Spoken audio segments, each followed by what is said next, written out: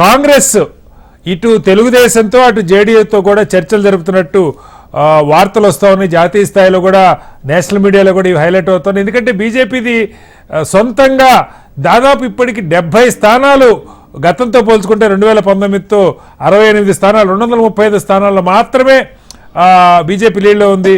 క్రమంగా తగ్గుతుంది. 245 నుంచి ఇప్పుడు 235 10 స్థానాలు కొంత స్టేబుల్ అయ్యాక కూడా తగ్గిన పరిస్థితి మనం చూస్తూ ఉన్నాం. ఏంటి నిజంగా చంద్రబాబు గారు అలాగే నితీష్ గారు కూటమితోటే వాళ్ళిద్దరూ గతంలో కూటమి నుంచి విడిపోయి బయటకు వెళ్ళిన వాళ్ళే ఈ మధ్యనే ఇద్దరు కూటమిలోకి వచ్చారు. నితీష్ గారు అక్కడ మళ్ళీ తిరిగి ముఖ్యమంత్రి కావడం కోసం, చంద్రబాబు గారు ఎన్నికల సందర్భంగా ఇద్దరు ఈ కూటమితో పెద్ద గొప్పగా బీజేపీతో ముఖ్యంగా మోడీ గారితో వాళ్ళ అనుబంధం అయితే ఏమీ లేదు. ఆ చర్చలు ఏమైనా సఫలమయ్యే అవకాశం ఉందా? శ్రీనివాస్ గారు, ఇక్కడ చంద్రబాబు నాయుడుకి అదేవిధంగా నితీష్ కుమార్కి వీళ్ళిద్దరికీ కూడా మొదటిసారి అవకాశం దొరికింది. ఏదైతే మోడీ దగ్గర అయితే వీళ్ళిద్దరు అవమానపడ్డారో ఆ మోడీ దగ్గరే తిరిగి గౌరవం పొందే పరిస్థితిని కూడా ప్రస్తుతం సిచ్యువేషన్స్ అన్నిటి కూడా క్రియేట్ చేశాయి.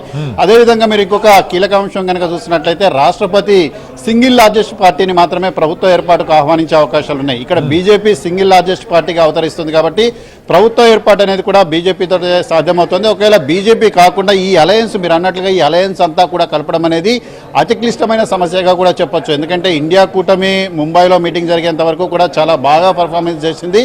కానీ ముంబై మీటింగ్ తర్వాత వాళ్ళలో వాళ్ళు కలహించుకొని ప్రధానమంత్రి పీఠం పైన కానీ వీటన్నిటిపైన కానీ గొడవలు పెట్టుకొని కొంత సిచ్యువేషన్ వాళ్ళు పాడు చేసుకున్న పరిస్థితి అనేది కూడా ప్రధానంగా చూడవచ్చు.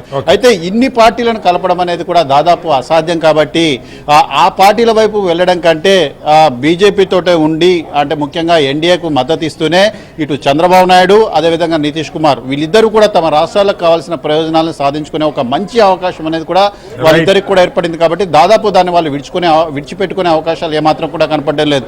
ఆంధ్రప్రదేశ్కి ఇప్పటివరకు ఉన్న పెండింగ్లో ఉన్న ప్రత్యేక హోదా కానీ విభజన చట్టంలోని హామీలు కానీ, మొన్ననే నితీష్ కుమార్ వచ్చి ప్రధానమంత్రి మోడీని కలిసి వెళ్ళారు.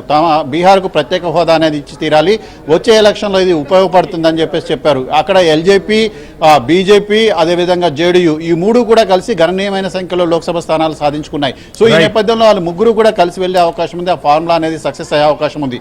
సో ఈ నేపథ్యంలో మోడీ ముందు వీళ్ళు ఏ కండిషన్స్ పెట్టబోతున్నారు, ఎటువంటి కండిషన్స్ తోటి వీళ్ళు ముందుకు వెళ్ళబోతున్నారు అనేది కూడా చూడాలి. కీలకమైన పోర్టుఫోలియోలు రాష్ట్రానికి ఉపయోగపడే విషయంలో మాత్రం వీళ్ళిద్దరు కూడా రాజీ పడకపోవచ్చు.